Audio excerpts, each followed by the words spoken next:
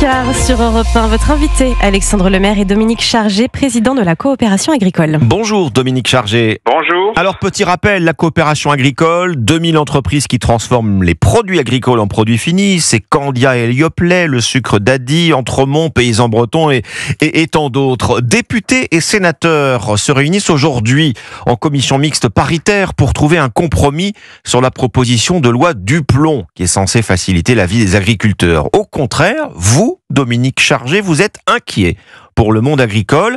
Première chose, au cours des débats sur ce texte, l'article visant à faciliter le stockage de l'eau a été supprimé. Bien sûr, on est inquiet d'une certaine façon parce que ce projet de loi il est important pour nous. Il est important pour les Français. Il est important pour que nous puissions continuer à pouvoir produire et fabriquer l'alimentation que les Français consomment. On a aujourd'hui un poulet sur deux que nous consommons qui est importé. Nous avons aujourd'hui 60% des moutons que nous consommons qui sont importés et la moitié des fruits et légumes. Donc nous devons pouvoir trouver les moyens de produire l'alimentation que les Français consomment. Et pour produire cette alimentation, il y a effectivement un certain nombre de sujets qui doivent être traités, notamment celui de l'eau.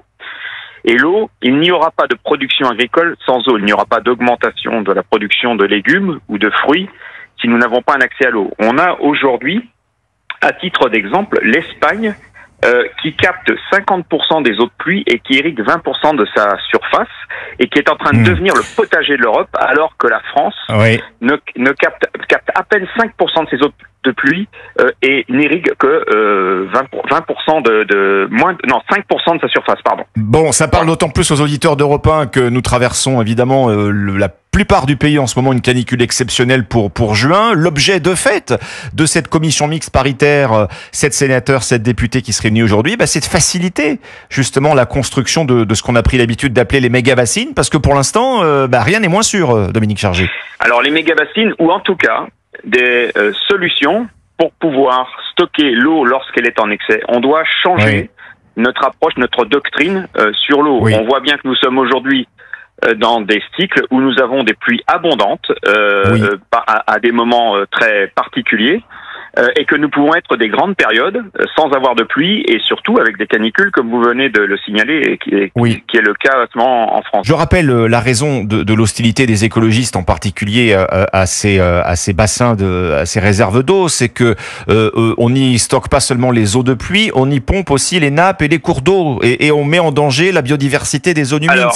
C'est ça leur récrimination. Mon propos tient évidemment compte du fait que les cours d'eau et les nappes se rechargent avec les eaux de pluie et que nous prélevons dans les cours d'eau et nous prélevons dans les nappes lorsque ces nappes sont suffisamment hautes pour pouvoir justement approvisionner des bassines qui nous permettront d'irriguer au moment où nous aurons un déficit hydrique. Autre reproche fait à cette loi Duplon est venu de la gauche également, Dominique Chargé, relancer les pesticides interdits. Alors pour la culture des betteraves à sucre, des noisettes, mais ce qui a été au cœur des débats, c'est ce néonicotinoïde qu'on appelle l'acétamipride et qui est accusé de faire chuter la reproduction des abeilles. Ça n'est pas relancer l'utilisation des produits phytosanitaires. Je rappelle simplement que entre 2013 et 2025, à peu près, sur une dizaine d'années, la France a diminué l'utilisation des produits phytosanitaires de 36% et nous avons un objectif qui est atteignable de moins 50% à horizon 2030 par rapport à la période 2013. Donc nous diminuons l'utilisation des produits phytosanitaires. Nous voulons simplement que lorsque nous n'avons pas de solution pour des situations qui peuvent mettre en danger des filières, nous puissions avoir des dérogations. L'acétamipride est autorisé aujourd'hui et réautorisé par l'ESFA. L'ESFA, c'est l'agence sanitaire, c'est l'équivalent de l'ANSES à l'échelle européenne, a réautorisé l'acétamipride pour les 26 autres pays, puisque la France est le seul à l'interdire. Nous voulons pouvoir l'utiliser et l'utiliser de manière dérogatoire, encadrée, qui ne mette pas en danger les situations pour lesquelles, effectivement, certaines populations d'insectes pourraient être en danger, notamment les abeilles. Donc c'est bien dans des conditions particulières, c'est pas une réautorisation, c'est une utilisation par dérogation pour des situations qui pourraient mettre nos filières, notamment la betterave et surtout, aujourd'hui, les fruits à coque, notamment les noisettes, qui sont aujourd'hui dans une impasse totale. Je rappelle qu'on importe aujourd'hui 80%, 90% des noisettes que nous consommons, notamment de Turquie, et qui ne respectent pas nos standards de production, comme la plupart des importations que nous faisons. Et votre crainte, voilà, pour la matérialiser, vous dites, voilà, si cette loi échoue, si on n'obtient pas ça, ces dérogations sur certains pesticides, ces stockages de l'eau, vous dites, c'est notre souveraineté qui va en prendre un coup, là. Notre souveraineté alimentaire, je veux dire. C'est notre souveraineté. On voit aujourd'hui, malgré le projet, la loi sur la souveraineté alimentaire qui a été votée au printemps dernier, enfin en fin d'hiver, au début de l'année 2025, nous avons aujourd'hui besoin des moyens pour pouvoir mettre à exécution cette loi sur la souveraineté alimentaire.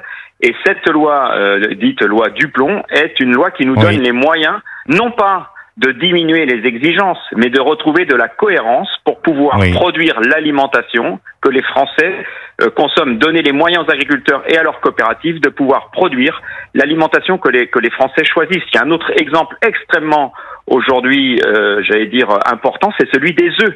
Nous manquons aujourd'hui d'œufs en France et un peu partout en Europe. On a aujourd'hui aux États-Unis ce qu'on appelle une eggflation, c'est-à-dire qu'un œuf à New York vaut pratiquement $1. Ça veut dire que la douzaine d'œufs aux États-Unis vaudrait pratiquement 10 €. Et ça fait cher l'omelette. Elle est simplement liée au fait que nous ne pouvons pas en France développer les ateliers de production, les élevages de poules pondeuses pour pouvoir approvisionner les Français en œufs. Chaque Français consomme 6 œufs par semaine.